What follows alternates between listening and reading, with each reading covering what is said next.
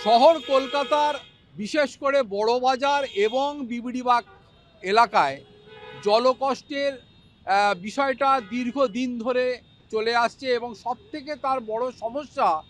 যেহেতু ব্রিটিশ আমলের sewerage system এবং ব্রিটিশ আমলের যে সমস্ত পাইপ এবং তার সংযোগকারী যে সমস্ত মেটেরিয়ালগুলো ইউজ করা হয়েছিল সেগুলোর অধিকাংশই কালের ক্রমে সেটা আস্তে আস্তে খারাপ হতে বসেছে, ফলে লিকেজের সমস্যা প্রায়শই বেড়ে যাচ্ছে এবং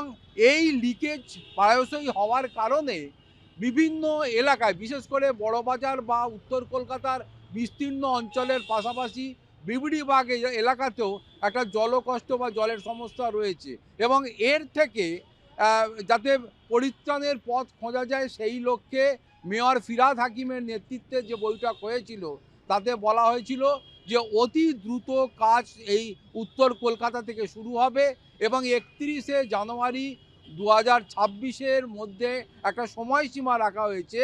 সেইখানে এই কাজটাকে কমপ্লিট করে ফেলতে পারলে এই উত্তর কলকাতার বিস্তীর্ণ অঞ্চল জুড়ে এই জলের সমস্যা মিটে যাবে। দেখতেই পাচ্ছেন সেই কাজ শুরু হয়েছে এবং উত্তর কলকাতার এবং বিবিডিবাগ সংলগ্ন অঞ্চলে যে যুদ্ধকালীন তৎপরতায় সোয়ারেজ এবং তার পাশাপাশি জলের পানীয় জলের লাইনের মেনটেন্যান্সের কাজ বা পরিবর্তনের কাজ শুরু হয়েছে তা অতি দ্রুত শেষ করার লক্ষ্যে ইতিমধ্যেই বরিষ্ঠ ইঞ্জিনিয়ার থেকে শুরু করে ডিজি সোয়ারেজ, ডিজি ওয়াটার থেকে শুরু করে তাদের তত্ত্বাবধানে এই কাজ শুরু হয়েছে এবং আশা করা যায় যে অতি দ্রুত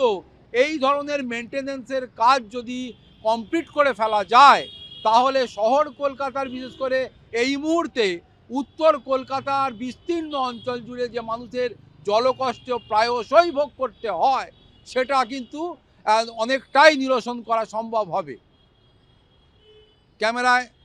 সুবীর দাসের সঙ্গে দুর্গাদাস বন্দ্যোপাধ্যায়, কলকাতা টিভি।